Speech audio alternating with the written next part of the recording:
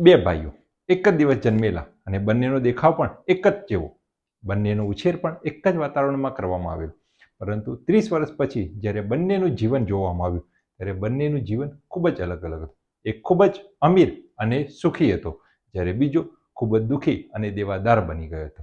જ્યારે બંનેને અલગ અલગ બેસાડીને એક પ્રશ્ન પૂછવામાં આવ્યો કે તમારી પરિસ્થિતિ પાછળ કારણ શું, ત્યારે બંનેનો જવાબ એક જ હતો કે અમારા પિતા જેવા પિતા પાસેથી શું અપેક્ષા રાખી શકાય, કારણ કે એમના પિતા ખૂબ જ દુઃખી, ખૂબ જ દેવાદાર અને વ્યસનોથી ગ્રસ્ત હતા. જ્યારે એ પરિસ્થિતિનો એક પુત્રએ પોતાના જીવનમાં આગળ વધવા માટે ઉપયોગ કર્યો, જ્યારે બીજા પુત્રએ એ પરિસ્થિતિનું રટણ કરી ગયો અને એ જ પરિસ્થિતિમાં રહ્યો, જેના કારણે એ દેવાદાર અને દુઃખી થઈ ગયો.